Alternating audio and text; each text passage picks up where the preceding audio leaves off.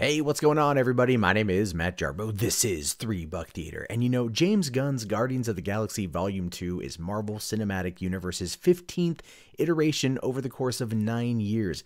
And I'm not going to lie, it does not at all disappoint. This movie is amazing. It's great. It's on par with the first one, and it packs one of the biggest emotional impacts of all of the MCU films.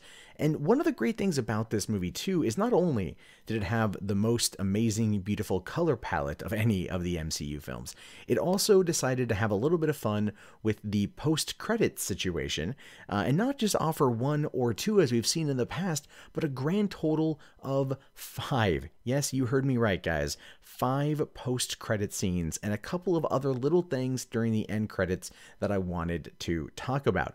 This movie has a lot for die-hard comic book fans, and without further ado, let's just jump right into it. There are going to be spoilers for the main film, just so you know, so if you haven't seen it, come back afterward. But first up, you've got Kraglin, played by Sean Gunn, who also, just as a little trivia, is the mocap stand-in, really, for Rocket Raccoon.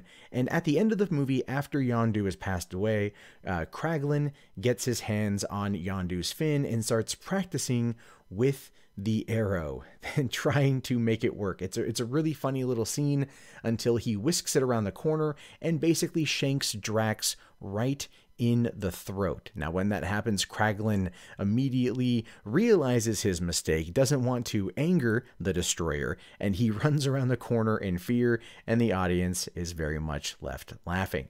The second post-credit scene actually is a setup for what's going to come in Guardians of the Galaxy 3. This has been said because THOR, played by Sylvester Stallone, who has a very brief part in the film, comes back at the very end and reunites with his old team.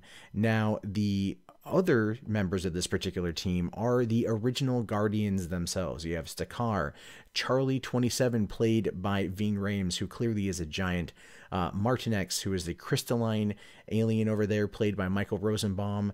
You've got Alita O'Gord, who is played by Michelle Yeoh, and you've got Krugar, who is the orange kind of tentacly creature there, who has a lot of tie-ins with Doctor Strange. In fact, he wields a sling ring, and the little mainframe there, surprisingly, is voiced by Miley Cyrus, of all things. She has one line in the movie, and apparently James Gunn really liked working with her and wants to use her again. So get ready for more Miley in the MCU. So jumping over to the third scene, you've got Aisha. This time she is just angry. She's upset. She has lost everything, exhausted multiple resources, mass resources, to take down the Guardians of the Galaxy, and she is plotting her revenge. This time around, we get to see her creation, a cocoon that apparently has something inside of it that can destroy the Guardians themselves, and she names it Adam. Yes, that is Adam Warlock. First, we got to see him in the stinger for Guardians of the Galaxy after Thor: The Dark World, but this time around he has been updated. His whole creation has been changed a little bit. And here's my quick speculation. There is a scene in the beginning of the movie where she talks about wanting to basically bump pelvises with Peter Quill in order to learn about sex the old-fashioned way for academic purposes.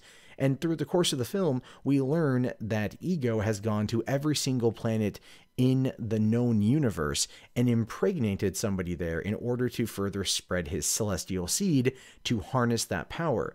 So here we have a cocoon with some kind of creature in it, clearly Adam Warlock, and this comes after, well, basically, Aisha had expressed interest in wanting to have sex. And so I don't quite know if the two are connected. I don't quite know if this is going to be Ego's child or not, but I do find this situation to be very fascinating, and one that we're going to basically have to wait 3 years to know what happens next. The fourth post-credit scene is probably the funniest one, where you've got not baby Groot, but young, moody teenager Groot. He's sitting in his room, vines and leaves are strewn about. Peter comes in, angry look on his face, asking him to clean up the place and not just hang out and play video games all day, to which case Groot, just in the moody teenage voice, is like, I am Groot, right? And then Peter ends it with, Now I know how Yondu felt. And it's it's a nice little moment, kind of seeing what Peter would be like as a father. I liked it quite a bit. I thought it was a nice little turn of events. And it basically tells us that in the next Guardians of the Galaxy film, Groot will be full grown. If not in Guardians 3, then definitely if he makes an appearance in Avengers Infinity War. Then on the final post-credit scene, we've got Stan Lee in his second cameo in the movie, this time talking to the Watchers. Now, this has been heavily speculated for quite some time that Stan Lee's appearances in all of the Marvel movies, not just the Marvel Cinematic Universe films, but clearly all the other Marvel movies, has a lot to do with him being a Watcher, a person able to travel through time and space in order to basically observe all of these events involving these superheroes. The idea of him being a Watcher, at least within the MCU, has been backed up by James Gunn, and it's nice to see it visualized here. So those are the 5 scenes in the post-credit scene, but there's still just a little bit more. What I loved about the actual end credits themselves is the addition of not only Howard the Duck, his second appearance in the film, but David Hasselhoff kind of narrating the outro to the end credits. Again, his second cameo appearance in the film. And the whole end credit sequence kind of plays out like a 1980s John Hughes high school comedy. And it was really nice to see both of these characters, well, at least one character and one actor appear. But there was one little thing that I think skipped a lot of people's minds, and you're not able to see it very well here. But during the end credits, you can clearly see Jeff Goldblum as the Grandmaster dancing in one of the side bubbles. Unfortunately, this is the best image I was able to find online, but that is most definitely him, and it is the only Easter egg to Thor Ragnarok in the entire movie, which is very interesting to me because Thor Ragnarok is the next kind of, well, it's not the next MCU movie, that's Spider-Man Homecoming, but you figure there would have been some kind of tie-in to it, more so than just Jeff Goldblum dancing on the screen for approximately 5 seconds. And that wraps up the 5 post-credit scenes of Guardians of the Galaxy Volume 2. I hope you guys like this video. If you want to see more things like this in the future, let me know in the comments. This movie is utterly amazing. I highly recommend it in the best possible format, being IMAX or just standard 3D if you can get there. James Gunn and company have knocked it out of the park for the second time, and I don't know about you, but I cannot wait for Guardians of the Galaxy Volume 3 coming in probably 2020. My name is Matt Jarbo. This has been 3 Buck Theater. I will talk to you guys later. Have yourself a fantastic day. If you liked the video, comment below. Also, subscribe. Check back all the time for new content from me. Have yourself a good one, guys, and peace out.